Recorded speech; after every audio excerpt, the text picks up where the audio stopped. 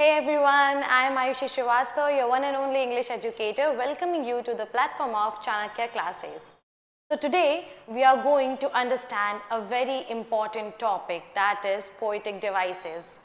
अब poetic devices क्या होते हैं, क्यों यूज़ किए जाते हैं, क्यों इतना फोकस किया जाता है, बोर्ड्स को इतना ये पसंद क्यों है, ये सारी बातें हम करने वाले हैं आज के इस सेशन में, which is of poetic devices. अब हमने इतनी सारी पोम्स पढ़ी हैं, राइट? बहुत सारी पोम्स पढ़ी हमने. ठीक है, हम किसी में देखते हैं कि कोई एक नॉन लिविंग थिंग होता है, उसकी जो क्वालिटीज़ होती हैं वो ह्यूमन क्वालिटीज़ की तरह होती हैं. फिर हमने देखा है कि हम कुछ ऐसे वर्ड सुनते हैं जिनसे तुरंत ही हमारे माइंड में एक पिक्चर क्रिएट हो जाती है. फिर हमने कुछ ऐसे स्टैंजास पढ़े हैं, ऐसे सेंटेंसेस एंड फ्रेजेस पढ़े हैं जिसमें हमने देखा है कि वहाँ पर तो कोई पंक्चुएशन मार्क ही यूज़ नहीं हुआ है. कुछ वर्ड्स हैं जो ऊपर नीचे यूज़ किए गए हैं, कुछ में कॉन्सोनेंट साउंड्स बहुत ज़्यादा रिपीट होते हैं, कुछ में वॉवल साउंड्स बहुत ज़्यादा रिपीट होते हैं. So all of these unusual yet entertaining poetic devices are what we are going to take mark on. So poetic devices, okay? आखिर poetic devices हैं क्या? So poetic devices को हम basically literary devices भी कहते हैं. Literary devices वो क्यों? क्योंकि आफ्टर ऑल इसको पढ़ना किस में है? ऑब्वियसली लिटरेचर में पढ़ना है. So these are the devices that help us understand and connect to the characters of whatever we are reading and whatever the narration, the narratives, stories, poem, जो भी हम पढ़ रहे हैं उनसे हम कैसे अपने आप को कनेक्ट कर सकते हैं, चीज़ों को कितने ज़्यादा एनहांसिंग वे में समझ सकते हैं, इन सभी को समझने के लिए और अच्छे से अच्छे इन्हांस्ड वे में बताने के लिए हम पढ़ रहे होते हैं पोएटिक डिवाइसेस. एंड क्योंकि इसका यूज़ लिटरेचर में होता है तो इसलिए इन्हें लिटरेरी डिवाइसेस भी कहते हैं. ओके, तो a poetic device is a special literary tool that shapes words, sounds and phrases to convey meaning. अब यहाँ पर क्या बोल रहा है? That a poetic device is a literary tool. ठीक है, a poetic device is a literary tool that shapes words, sounds and phrases to convey meaning. Poetic devices ऐसे लिटरेरी टूल होते हैं जो कि वर्ड्स को, साउंड्स को, डिफरेंट फ्रेजेस को एक ऐसा शेप देते हैं, इस तरीके से मोल्ड करते हैं कि इनका जो मीनिंग है वो कन्वे करने में और भी ज़्यादा ईजी हो जाता है, समझने में, पढ़ने में और भी ज़्यादा मज़ा आता है. A poetic devices empower speakers and writers to enhance the meaning of words by drawing attention to the sound, form and function of words.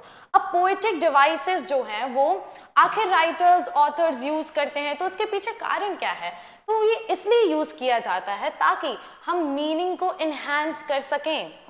जैसा कि मैंने पहले बताया कि हम कैरेक्टर्स से बहुत ज़्यादा कनेक्ट करना चाहते हैं, हम कैरेक्टर्स को अच्छे से समझना चाहते हैं, हम जो भी वर्ड्स सुन रहे हैं, हम जो भी इमेजिनेशन कर रहे हैं वो आखिर कैसे होगा?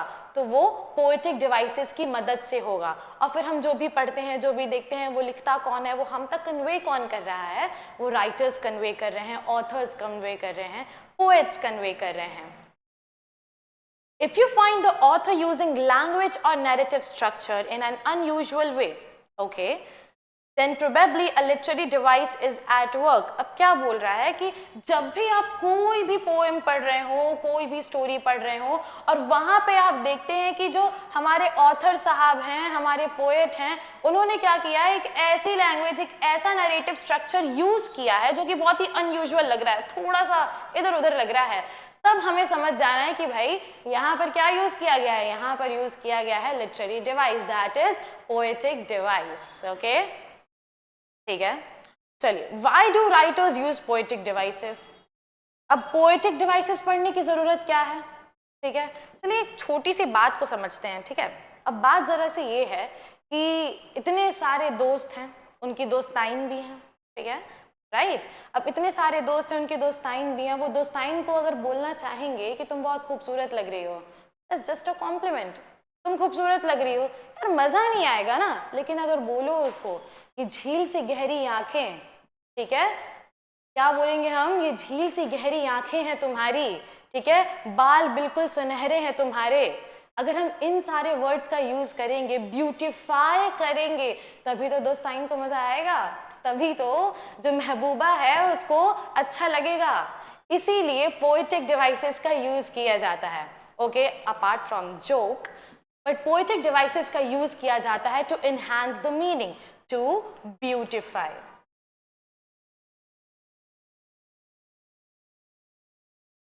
हम जो भी पढ़ते हैं, हम जो भी कन्वे करना चाहते हैं, उसके लिए हम चाह रहे हैं कि हम जो भी पढ़ें, जो भी कह रहे हैं, जो भी लिख रहे हैं, वो ब्यूटिफाई हो, ताकि वो और भी इनहैंस्ड वे में समझ में आए। इसलिए हम पोएटिक डिवाइसेस का यूज कर रहे होते हैं। Okay, poetic devices are literary devices used in poems. भाई ये बात तो हमने पहले ही कर ली कि पोएटिक डिवाइसेस क्या हैं, these are literary devices that are used in poems. ठीक है, poetic devices add to the readers enjoyment and understanding. Poetic devices क्या करते हैं, जब भी किसी स्टैंजा में, किसी लाइन में पोएटिक डिवाइसेस ऐड हो जाते हैं, तब वो रीडर्स की एंजॉयमेंट को बढ़ा देते हैं। क्या कर रहे हैं वो, रीडर्स के एंजॉयमेंट को बढ़ा देते हैं, उनके जो अंडरस्टैंडिंग कैपेबिलिटी है उसको भी एनहांस करते हैं। Whether the person is reading silently और अलाउड। अब ये जो स्टैंजा है, भले ही कोई चीख चीख के, चिल्ला चिल्ला के बोल रहा हो या कोई मन में बोल रहा हो, तब भी बहुत ज्यादा एंजॉयमेंट लेकर आता है पोएटिक डिवाइसेस जब भी इनका यूज किया जाता है किसी भी पोम में, किसी भी स्टैंजा को समझने के लिए। Poetic devices highlight important concepts that help the readers to connect to the characters. ठीक है, हम क्या करते हैं, हमें जो भी इंपॉर्टेंट लग रहा होता है बुक में, या जो भी हम कॉपी में लिखते हैं, ठीक है, फिर उसमें कुछ वर्ड्स होते हैं, कुछ टॉपिक्स होते हैं विच आर इंपॉर्टेंट, हम जानते हैं कि वो हमारे लिए बहुत इंपॉर्टेंट है, राइट। और फिर हम क्या करते हैं, उसको हाईलाइट करते हैं। क्या करते हैं, हाईलाइट करते हैं, राइट। हम ऐसे ऐसे हाईलाइट कर देते हैं। तो यही तो काम कर रहा है पोएटिक डिवाइस। अब किसी भी कैरेक्टर को समझने के लिए कि भाई उसका नेचर क्या है, वो करता क्या है, वो ह्यूमरस है या अग्रेसिव है, या वो बहुत अच्छी बातें करता है या बहुत नोटोरियस है, ये सारी चीजें जो है एक पर्सन के कैरेक्टर को हाईलाइट करती हैं। यस, सारी चीजें जो हाईलाइट हो रही हैं वो किसकी वजह से हो रही हैं, अगेन पोएटिक डिवाइसेस की वजह से हो रही हैं। Okay, there are many types of poetic devices. भाई बहुत सारे पोएटिक डिवाइसेस होते हैं, लिटरली बहुत सारे पोएटिक डिवाइसेस होते हैं, लेकिन अभी हम 10th में हैं, अभी हम बोर्ड में हैं, हमें उतना ही पढ़ना है जितना हमारे लिए यूजफुल है, जितना हमें काम देगा। भाई 10th के बोर्ड में जितना हमें 100 आउट ऑफ 100 स्कोर करने में हेल्प करेगा, हम बस उतने को पढ़ेंगे और बहुत अच्छे से पढ़ेंगे। Okay, these are metaphor, oxymoron, epiphora, imagery, repetition, consonants, inversion, simile, hyperbole। Hyperbole नहीं बोलना है, हमें क्या बोलना है, हाइपरबली, इंजैबमेंट, ओनोमैटोपिया, ओनोमैटोपिया, ओनोमैटोपोइया नहीं बोलना है, onomatopoeia, rhyme scheme, allusion, symbolism, personification, anaphora, alliteration, irony, assonance, and poetic license. So these are all that we are going to discuss in today's session of poetic devices. Okay, starting with metaphor. Okay, this poetic device directly compares two or more individual concepts, groups or objects. अब ये जो poetic device है, this particular poetic device is used to compare two or more concepts, individuals, groups or objects. अब ये जो poetic device है, ये क्या कर रहा है, ये दो individuals को क्या कर रहा है, कंपेयर कर रहा है। क्या कर रहा है, कंपेयर कर रहा है। लेकिन कैसे कंपेयर कर रहा है, डायरेक्टली कंपेयर कर रहा है। Okay, example, he was a lion in the fight, वो फाइट में लायन था, ठीक है, ही। अब यहां पर ही मान लेते हैं, ही है हमारा हरिया, ही हमारा हरिया है। अब हरिया को है ना बहुत ज्यादा लोगों ने कुछ परेशान किया, अब वो उतर आया भाई फाइट करने के लिए, वो लड़ने के लिए आ गया। तो वो इस तरीके से फाइट कर रहा था ना, लग रहा था जैसे कि शेर लड़ रहा है, बिल्कुल बिल्कुल ही वो शेर था फाइट में। तो हमने क्या किया है, हरिया को कंपेयर कर दिया है लायन से। किससे कंपेयर किया हरिया को हमने, लायन से। हमने कहा कि भाई एक फाइट थी, उसमें हरिया क्या था, लायन था, हरिया शेर था। यहाँ पर कंपैरिजन तो हुआ, लेकिन कैसा कंपैरिजन हो रहा है, a comparison that is a direct comparison. तो मेटाफर में हम दो या दो से ज्यादा ऑब्जेक्ट्स को, इंडिविजुअल्स को, कॉन्सेप्ट्स को, ग्रुप्स को क्या कर रहे हैं, कंपेयर कर रहे हैं, बट हाउ, डायरेक्टली।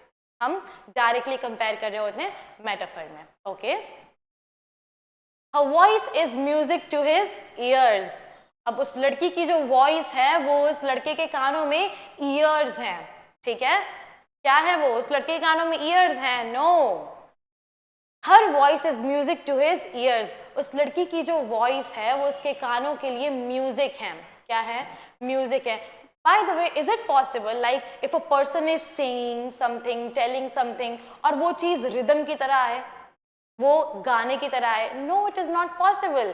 पर हम क्या बताना चाह रहे हैं यहाँ पर कि भाई उस लड़की की आवाज बहुत मीठी है, बहुत ज्यादा ही अच्छी आवाज है उसकी, बहुत अच्छी है, ठीक है। तो उस लड़के को उस लड़की की आवाज बहुत ज्यादा अच्छी लगती है, इसलिए कहा जा रहा है कि उसके कानों के लिए इस लड़की की आवाज कैसी है, म्यूजिक की जैसी है। किसके जैसी, म्यूजिक की जैसी। यहां पर हमने her voice, there is a girl, ठीक है, उसकी वॉइस को कंपेयर किया है हमने म्यूजिक से। किससे कंपेयर किया, म्यूजिक से। अब यहां पर हम कैसे कंपैरिजन कर रहे हैं, it is again a direct comparison. Clear, okay. Again, another poetic device is simile. Another poetic device is simile. ठीक है, जैसा हमने मेटाफर में पढ़ा है कि यहाँ पर क्या कर रहे हैं, हम डायरेक्ट कंपैरिजन कर रहे हैं। यहाँ पर भी कंपैरिजन का ही काम होता है, but using the word like और एज। जब भी कंपैरिजन हो रहा होगा तब कोई ना कोई इन दो वर्ड्स में से यूज हो रहा होगा, या तो लाइक यूज हो रहा होगा या तो एज यूज हो रहा होगा। Let's read the definition. This poetic device also compares but using words like or as. ठीक है, ये जो poetic device है ये भी क्या कर रहा है, ये भी comparison कर रहा है, but क्या यूज करके कंपैरिजन कर रहा है, दो वर्ड्स यूज करेगा, या तो like को यूज करेगा या तो as को यूज करेगा। Let's understand the example. He was as quiet as mouse.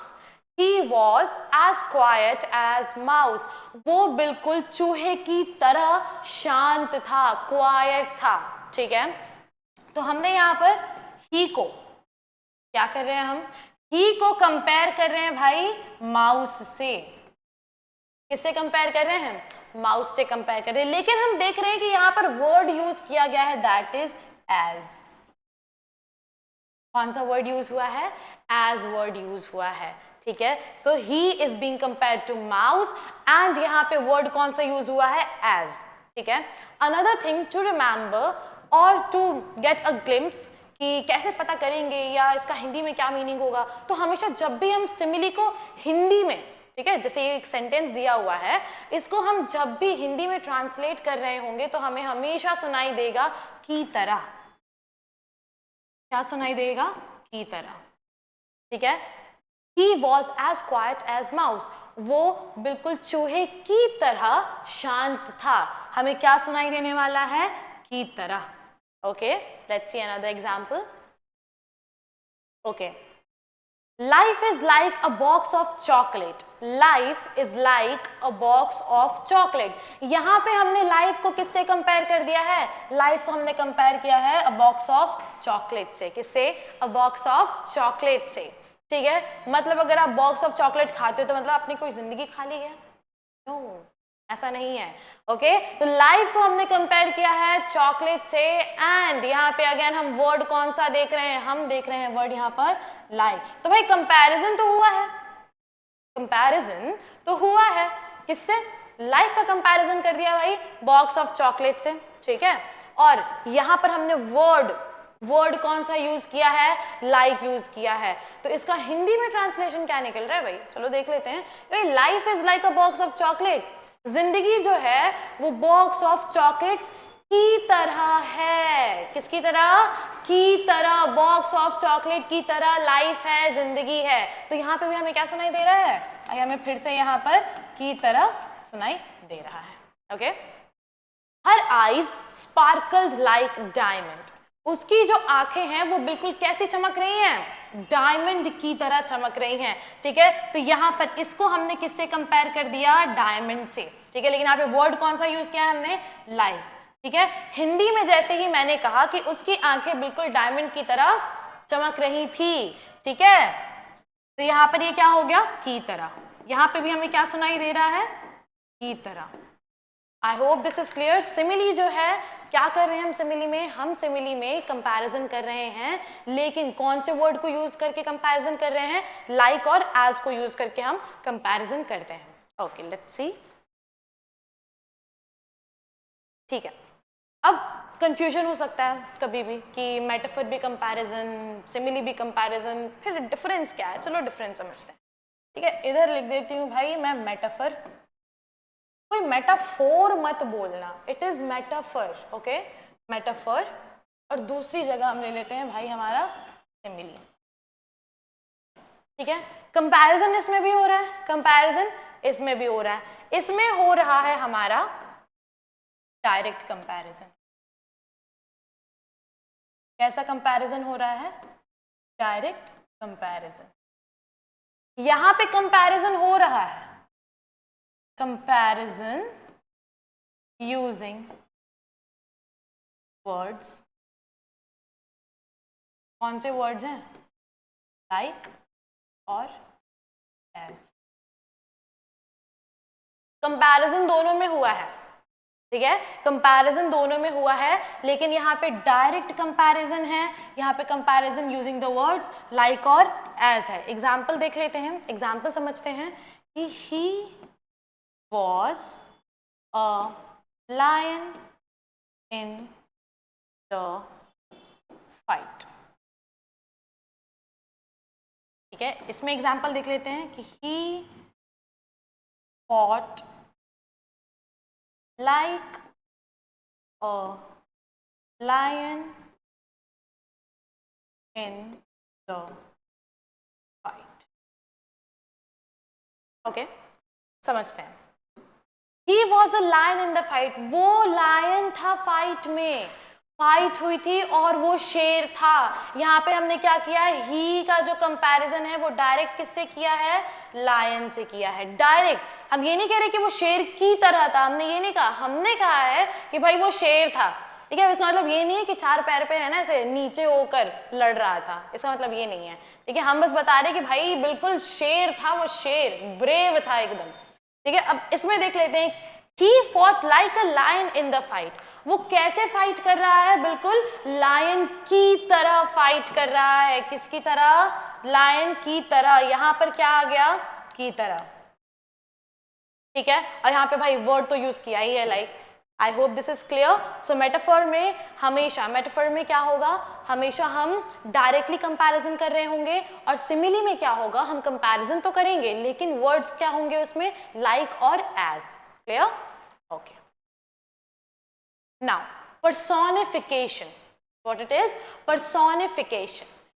This poetic device gives human qualities to non-humans, ठीक है। जैसे ही मैंने क्लास स्टार्ट की थी, मैंने स्टार्टिंग में बताया था कि हम कुछ जगह ऐसे देखते हैं कि नॉन ह्यूमंस वो सारे काम कर रहे होते हैं, वो सारी क्वालिटीज पजेस कर रहे होते हैं, जो कि एक्चुअल में कौन करता है, एक ह्यूमन करता है, ठीक है। So personification, as the name suggest, to personify, किसी को भी पर्सोनिफाई करना, दैट इज पर्सोनिफिकेशन। बेसिकली कोई भी अगर नॉन ह्यूमन है और उसको हम ऐसी कैपेबिलिटी दे दें जो कि एक ह्यूमन की कैपेबिलिटी है, एक ह्यूमन की क्वालिटी है, तब वो बन जाता है हमारा personification. Let's see examples. The trees are sprinting. Now tell me, trees क्या ह्यूमन है? नो। ह्यूमन को छोड़ के बाकी जिसकी बात की जा रही है वो सारे के सारे नॉन ह्यूमन है। क्या है? Non human. So the trees is non human, ये नॉन ह्यूमन है। अब स्प्रिंट करने का मतलब होता है दौड़ना। दौड़ता कौन है? दौड़ने की क्वालिटी किसकी है? दौड़ने की क्वालिटी है ह्यूमन की। दौड़ने की क्वालिटी किसकी है? ह्यूमन की है। तो भाई यहाँ पे दौड़ कौन रहा है? देख रहे हो तुम? यहाँ पर पेड़ दौड़ रहा है, ट्री दौड़ रहा है ना। सो ट्री क्या था हमारा? नॉन ह्यूमन था। दौड़ने का काम किसका था भाई? ह्यूमन मीन्स ये ह्यूमन क्वालिटी है, तो हमने नॉन ह्यूमन को ह्यूमन क्वालिटी दे दी। तो जब भी नॉन ह्यूमन को ह्यूमन क्वालिटी दे दी जाए, पर्सोनिफाई कर दिया जाए, वही तो भाई बन जाता है personification. Okay, let's see next. Okay, the dog asked his master, sorry, the dog asked his master to let him inside. Okay, यहां पर हमें नॉन ह्यूमन क्या दिख रहा है? The dog, it is non human. Human को छोड़ के बाकी जो भी है तो नॉन ह्यूमन हुआ है ना, तो डॉग जो है वो नॉन ह्यूमन है, ठीक है। अब यहाँ पे बोला जा रहा है कि जो डॉग था, ही आस्क्स हिज मास्टर, पूछ रहा है, ही इज आस्किंग। आस्किंग जो है it is again a human quality, ये ह्यूमन क्वालिटी है। आस्क कौन करता है? ह्यूमन करते हैं, दे आस्क, ठीक है, मुंह से बोलते हैं, ठीक है। तो यहाँ पर नॉन ह्यूमन क्या शो कर रहा है? ह्यूमन क्वालिटी शो कर रहा है। तो जब भी non human human quality show करेगा वो क्या बन जाएगा भाई? पर्सोनिफिकेशन बन जाएगा। Okay, let's see next. This is oxymoron, this is oxymoron, don't say oxymoron, no, oxymoron. Okay, this poetic device combines contradictory words with opposite words.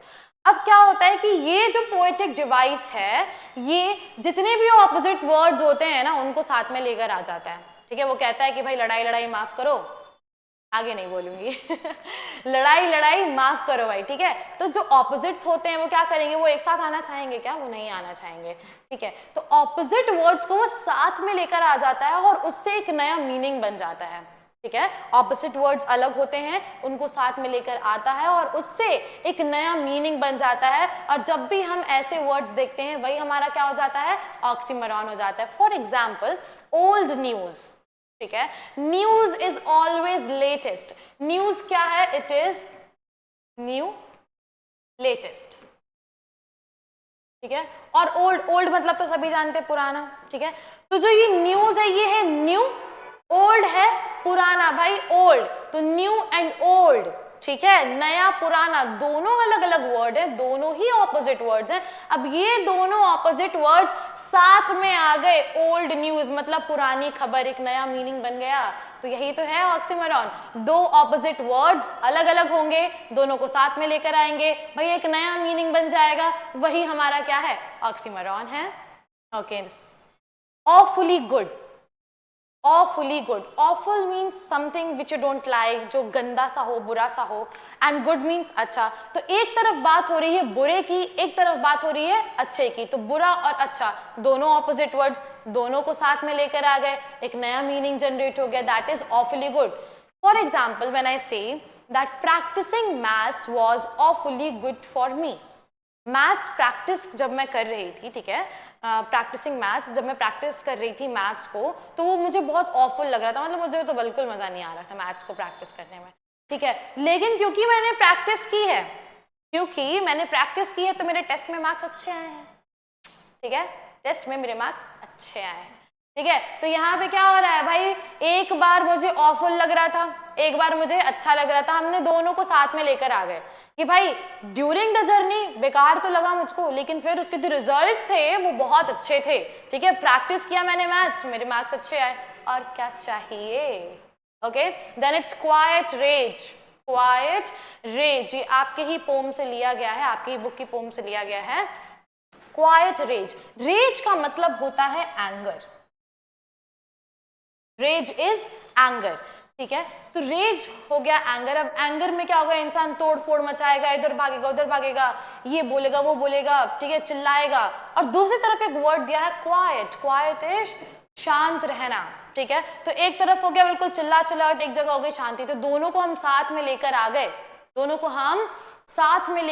और एक नया मीनिंग जनरेट हो गया, दैट इज हेल्पलेस, ठीक है। Quite raise में रह जाता है हमारा टाइगर।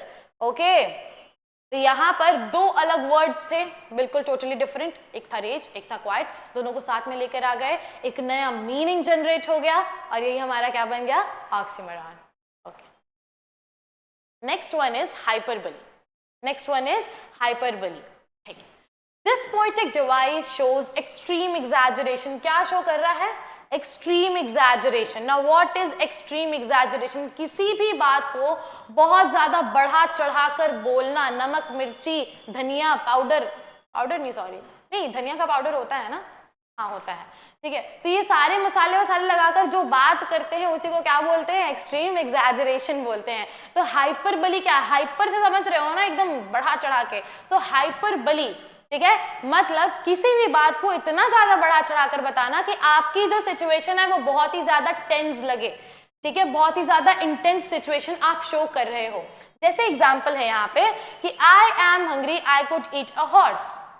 भाई मुझे भूख लगी है, इतनी भूख लगी है कि मैं अभी अभी एक हॉर्स खा सकती हूँ, ठीक है। मान लेते हैं कि मैम आती है, मैं आती हूँ आपके सामने, मैं बोलती हूँ कि बच्चों यार आज भूख लगी है, तो बच्चे क्या बोलेंगे? मैम को भूख लगी है, और क्या, ठीक है मैम को भूख लगी है। लेकिन मैं एकदम से आ जाऊँ बोले कि भाई इतनी भूख लगी है कि अभी अभी एक हॉर्स खा सकती हूँ मैं, तो लगेगा ना कि हाँ मैम को बहुत भूख लगी है, जाकर कुछ लेकर आ जाएं, है ना, मैम को कुछ खिला दें, ऐसा होगा ना? होगा ना? चलो ठीक है, आई एक्सपेक्ट कि होगा, ठीक है। तो जब भी मैम बोले कि भाई इतनी भूख लगी है कि अभी खड़े खड़े एक हॉर्स खा सकती हूँ, which is practically not possible for me, मैं तो नहीं खा सकती, तुम्हारा पता नहीं, ठीक है।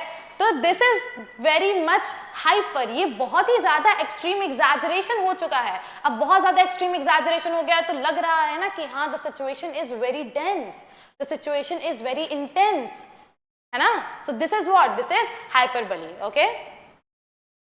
She never stops talking.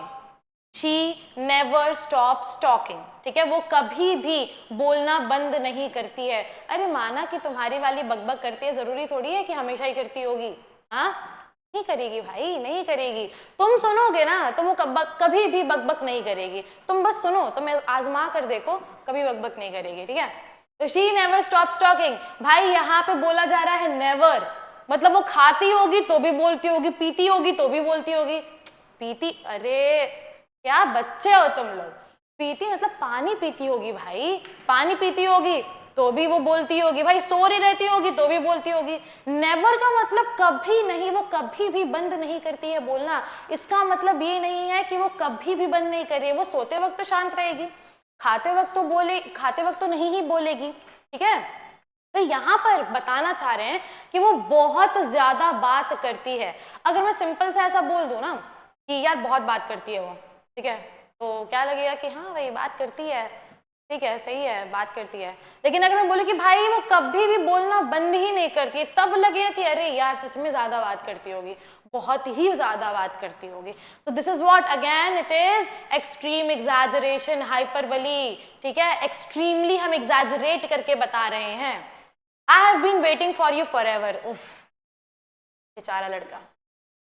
ये जितने भी रांझे घूम रहे हैं ना जो बोलते हैं कि भाई फॉरएवर से इंतजार कर रहा था, अरे तुम्हारी उम्र देखो भाई, 15 साल के 16 साल के लड़के हो तुम लोग, तुम लोगों को पोएटिक डिवाइस ठीक से नहीं आ रहा है, इसलिए तो आए हो, इसलिए तो देख रहे हो वीडियो, ताकि अच्छे से समझोगे, आयुषी मैम हेल्प करेंगी, है ना।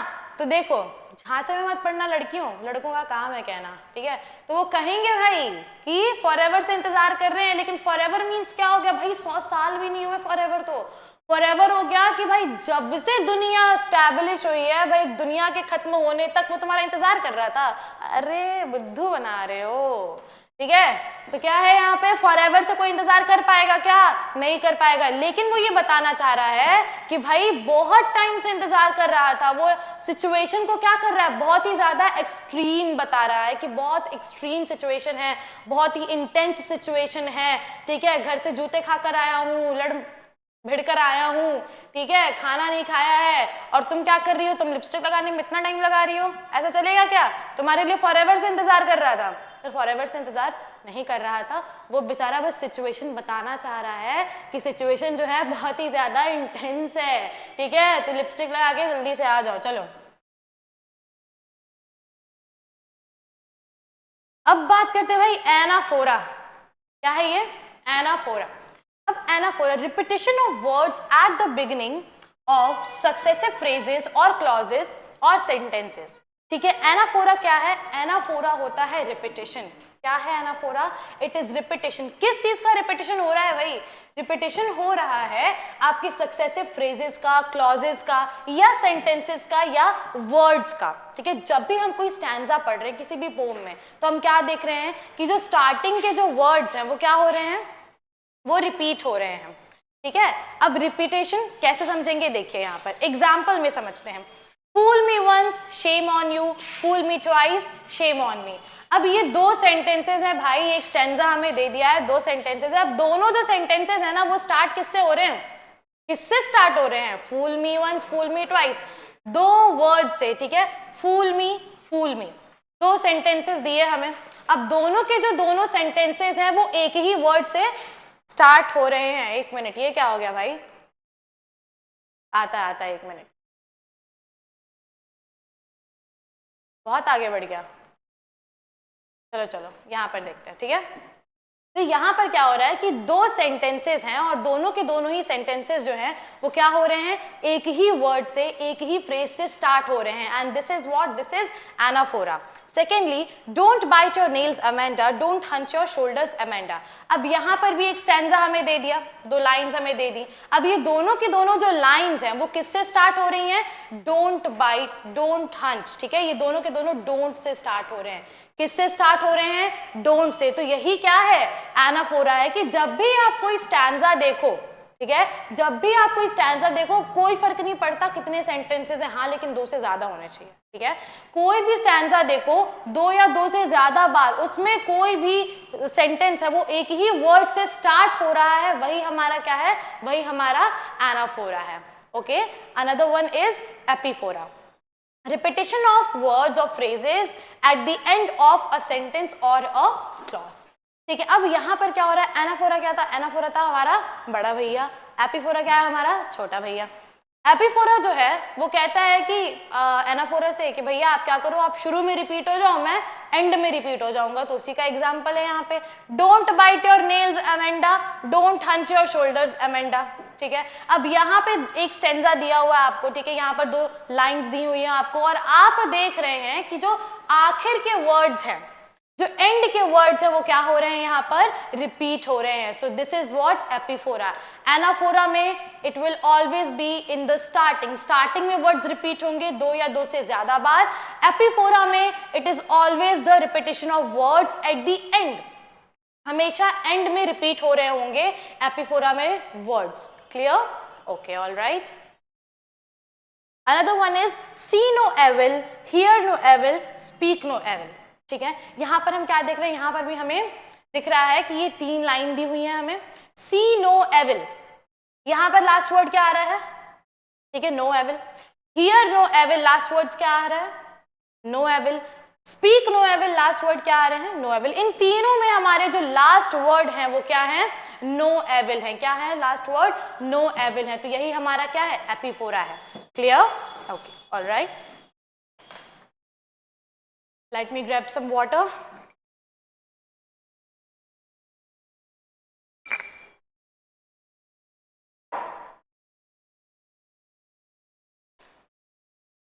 Okay. Next one is enjambment. Okay, this is enjambment. This poetic device is seen when there is no punctuation mark at the end of the sentences. ये पोएटिक डिवाइस हमें तब दिख रहा होता है जब किसी भी स्टैंजा में, किसी भी पैराग्राफ में, मोस्टली इन द पोम्स, हम देख रहे होते हैं कि लास्ट में पंक्चुएशन मार्क का यूज ही नहीं है। किस चीज का यूज नहीं है? पंक्चुएशन मार्क का। ठीक है, तो एग्जाम्पल है, the way a crow shook down on me the dust of snow from a hemlock tree. ठीक है, यहाँ पर क्या बता रहे हैं? यहाँ पर the way a crow shook down on me the dust of snow from a hemlock tree. ये आपकी कौन सी पोम का है? Stanza. This is dust of snow. ठीक है, तो यहाँ पर हम देख रहे हैं क्या यहाँ पर हमें कोई पंक्चुएशन मार्क दिख रहा है? नहीं मैम, नहीं दिख रहा है। यहाँ पे पंक्चुएशन मार्क दिख रहा है? नो मैम, नहीं दिख रहा है। यहाँ पर दिख रहा है? नहीं दिख रहा है। तो जब भी किसी स्टैंजा में हम देखते हैं कि एक स्टैंजा है, ठीक है, या एक पैराग्राफ है और उसके एंड में पंक्चुएशन मार्क्स नहीं दिए हुए हैं, तो हम क्या समझ जाएंगे कि यहाँ पर क्या यूज किया गया है? यहाँ पर यूज किया गया है enjambment। क्या यूज किया गया है यहाँ पर? enjambment। अब एक और चीज समझने वाली यहाँ पर ये है कि मैम अगर सिर्फ 2 सेंटेंसेस दिए हुए हो तो, ठीक है, मान लेते हैं हम इस सेंटेंस को हटा देते हैं, ठीक है, इस सेंटेंस को हम हटा देते हैं। The dust of snow from a hemlock tree, बस हमें इतना ही दिया हुआ था, हमें इतना ही दिया है, ठीक है, the dust of snow from a hemlock tree, ठीक है। अब देखो यहाँ पर क्या यहाँ पर पंक्चुएशन मार्क दिख रहा है? मैम दिख तो नहीं रहा है, तो क्या अब एंजायमेंट नहीं होगा? होगा, बिल्कुल होगा। कोई फर्क नहीं पड़ता है, कोई फर्क नहीं पड़ता है कि आपको 2 लाइन दी हो, 3 लाइन दी हो, भाई 10 लाइन दी हो, चाहे 50 लाइन दी हो, अगर उसमें आप देखते हैं कि किसी भी एक सेंटेंस के बाद पंक्चुएशन मार्क का यूज नहीं किया गया है, तो भाई समझ जाना है कि वहां पर क्या दिखेगा? हमें एंजायमेंट दिखेगा। Clear? Okay, all right. Alliteration, okay, alliteration, repetition of the same sound, ठीक है, repetition of same sound, कौन सा sound? भाई consonant sound, कौन सा sound? consonant sound or letter at beginning of adjacent or closely connected words। एक पूरा sentence दिया है आपको और उस सेंटेंस में क्या हो रहा है? उस सेंटेंस में हो ये रहा है कि जितने भी वर्ड्स दिए हैं वो क्लोजली कनेक्टेड हैं आपस में, और उनकी जो स्टार्टिंग है, उनका जो इनिशियल साउंड आता है वो होता है कॉन्सोनेंट साउंड, ठीक है। वो कौन सा साउंड होगा?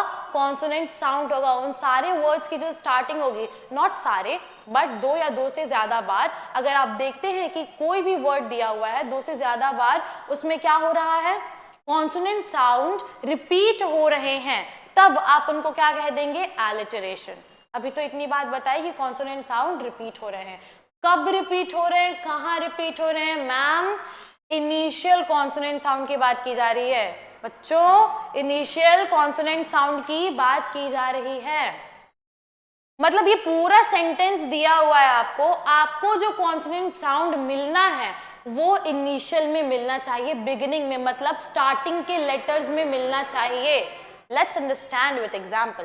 बेटी बॉट बटर, ठीक है, बेटी बॉट बटर। अब यहाँ पर हम देखें कि ये जो स्टार्टिंग हो रही है, इसकी स्टार्टिंग भी बी है, इसकी स्टार्टिंग भी बी है और इसकी स्टार्टिंग भी बी है, ठीक है। कौन सा साउंड आ रहा है? ब का साउंड आ रहा है। ब को रिप्रेजेंट कौन कर रहा है? बी। बी हमारा क्या है? कॉन्सोनेंट है। बी हमारा क्या है? कॉन्सोनेंट है। तो यही हमारा क्या बन गया? एलिटरेशन। क्योंकि साउंड कौन सा रिपीट होना है? कॉन्सोनेंट साउंड रिपीट होना है। मैम कहाँ रिपीट होना है? हमेशा स्टार्टिंग में रिपीट होना है। वर्ड की स्टार्टिंग में ही रिपीटेशन होना चाहिए कॉन्सोनेंट साउंड का, तभी वो एलिटरेशन है। क्लियर?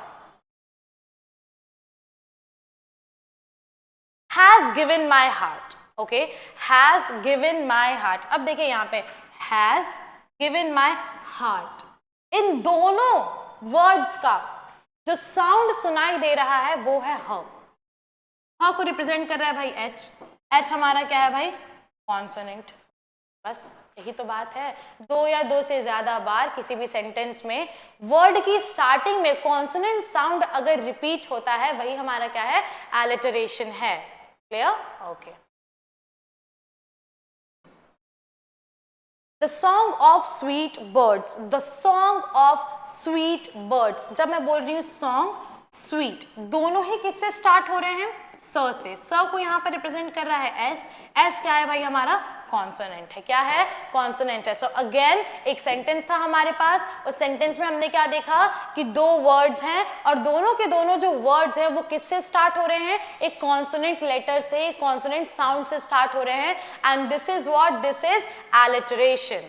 Okay, clear? ठीक है।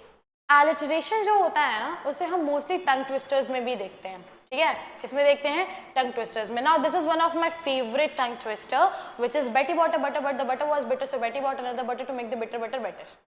ओके, एक बार और बोल दूं? ठीक है। Betty bought a butter but the butter was bitter, so Betty bought another butter to make the bitter butter better. ठीक है। तो यहाँ पर क्या हो रहा है? यहाँ पर आप देख रहे हैं कि ये जितना भी लिखा हुआ है जो मैम ने अभी बोला है, ठीक है, उसमें स्टार्टिंग में क्या हो रहा है? बी साउंड है ना, बार बार रिपीट हो रहा है। क्या हो रहा है? बार बार रिपीट हो रहा है।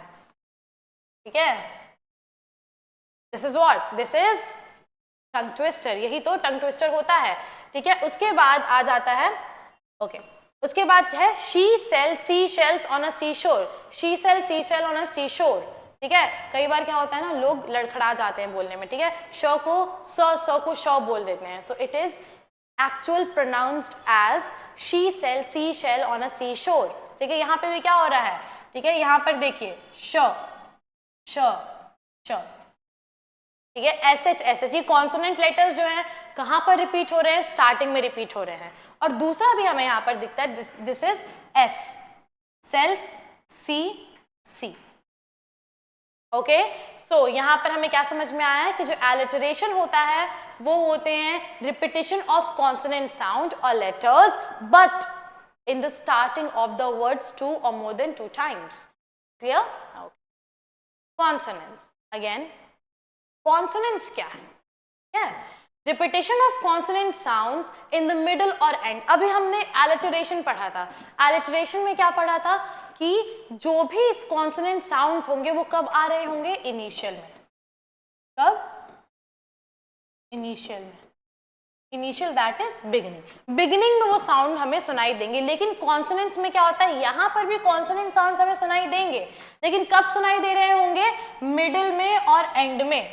कब सुनाई दे रहे होंगे, मिडिल में और एंड में। Example, her finger हंगर्ड for the ring, her finger हंगर्ड for the ring, ठीक है। तो यहाँ पे हमें क्या सुनाई दे रहा है, जी जी, ठीक है, जी। यहाँ पर ग हमें सुनाई दे रहा है, ग को रिप्रेजेंट कर रहा है, जी जी हमारा क्या है, कॉन्सोनेंट है। पर क्या हमें यहाँ पर जी कहीं भी स्टार्टिंग में दिखाई दे रहा है? नो, हमें यहाँ पर जी स्टार्टिंग में नहीं दिखाई दे रहा है, हमें यहाँ पर एक बारी मिडल में और यहाँ पर एंड में दिखाई दे रहा है। तो जब भी हमें कॉन्सोनेंट साउंड्स मिडल में और एंड में सुनाई देंगे, ठीक है, एंड में सुनाई देंगे, तब हमारा वहां पर क्या हो जाएगा, कॉन्सोनेंट्स हो जाएगा। क्या होगा, कॉन्सोनेंट्स हो जाएगा, okay. Mike likes his new bike. Mike likes his new bike. अब यहाँ पे क, कौन सा साउंड आ रहा है, क का साउंड आ रहा है, ठीक है। अब क को यहाँ पर रिप्रेजेंट कौन कर रहा है, के क्या है, अगेन हमारा कॉन्सोनेंट है।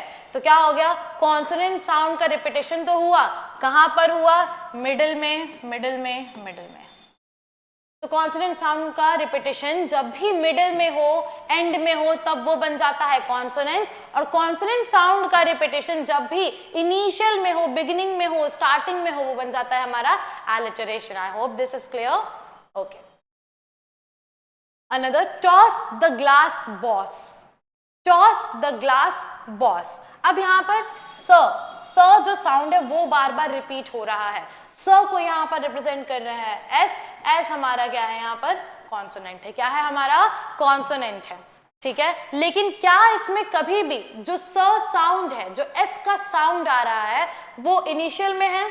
नहीं, वो इनिशियल में नहीं है, ठीक है। Norm the worm took the garden by a storm this morning, ठीक है। अब देखिए यहाँ पर हमें क्या दिख रहा है, norm M, warm M, storm M, ठीक है। यहाँ पर क्या है, ये कॉन्सोनेंट साउंड सुनाई दे रहा है। क्या सुनाई दे रहा है, कॉन्सोनेंट साउंड सुनाई दे रहा है, लेकिन कब सुनाई दे रहा है, एंड में। कब सुनाई दे रहा है, एंड में। तो वही तो बात बताई है कि जब भी कॉन्सोनेंट साउंड रिपीट हो वर्ड के एंड में या फिर मिडल में, तो उसको हमें क्या बोलना है, उसको हमें कॉन्सोनेंट्स बोलना है। Clear, okay. Assonance, repetition of vowel sounds in middle, beginning or end in any phrase, clause or sentence. Repetition of vowel sound, किसका रिपीटेशन हो रहा है, वॉवेल साउंड का रिपीटेशन हो रहा है। कहां पर हो रहा है, मिडिल में, बिगिनिंग में और एंड में। भाई कहीं पे भी हो जाए, ठीक है। वॉवेल साउंड हमें कहीं पर भी सुनाई दे जाए, चाहे बिगिनिंग में सुनाई दे, चाहे हमें मिडिल में सुनाई दे, चाहे हमें एंड में सुनाई दे, हम समझ जाएंगे कि वहां पर एक पोएटिक डिवाइस यूज किया गया है जिसका नाम क्या है, assonance. For example, the rain in Spain stays mainly air the plains. Okay, the rain in Spain stays mainly in the, okay, this is in, ठीक है। So rain, यहां पर हमें a साउंड सुनाई दे रहा है, ठीक है। कौन सा साउंड, a का साउंड आ रहा है बार बार, ठीक है, हमें यहाँ पर ए का साउंड सुनाई दे रहा है। ए को कौन रिप्रेजेंट कर रहा है? ए। ठीक है, ए क्या है? अगेन हमारा वॉवेल है। ए क्या है? हमारा वॉवेल है। ठीक है, रेन यहाँ बीच में, स्पेन बीच में, मेनली, ठीक है, कहाँ है? बीच में है। प्लेन्स कहाँ है? बीच में है। तो जब भी हमें वॉवेल साउंड्स बीच में, बिगिनिंग में, एंड में, वही कहीं पे भी सुनाई दे, हमें क्या समझ जाना है कि वो क्या है? एसोनेंस है। क्या है वो? एसोनेंस है। Clear? The light of the fire is a sight. The light of the fire is a sight. Sight.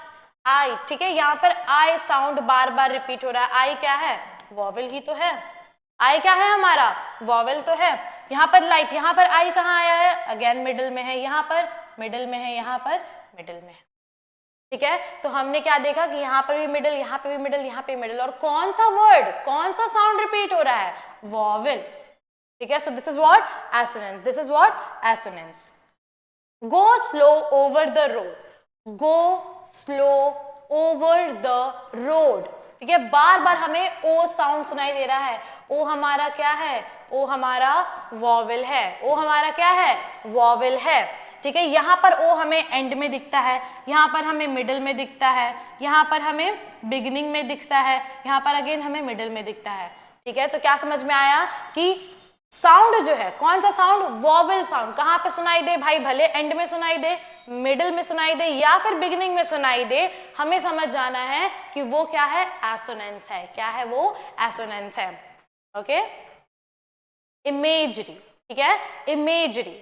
Imagery word क्या कह रहा है? इमेज। क्या कह रहा है वर्ड? इमेज कह रहा है। ठीक है, तो इमेज, जब भी हम कोई ऐसा वर्ड सुने, कुछ ऐसा सेंटेंस सुने, ठीक है, कुछ भी ऐसा सुने जिससे हमारे माइंड में तुरंत एक पिक्चर सी क्लिक हो जाए, है ना, एक पिक्चर आ जाए माइंड में, एक पिक्चर बन जाए, इमेजिन करने लगे हम, वही हमारा क्या होता है? इमेजरी होता है। ठीक है, language that produces picture on the mind of the reader. एक ऐसी लैंग्वेज, एक ऐसा पोएटिक डिवाइस जो कि क्या कर रहा है? एक पिक्चर प्रोड्यूस कर रहा है। कहाँ प्रोड्यूस कर रहा है? Mind of the reader.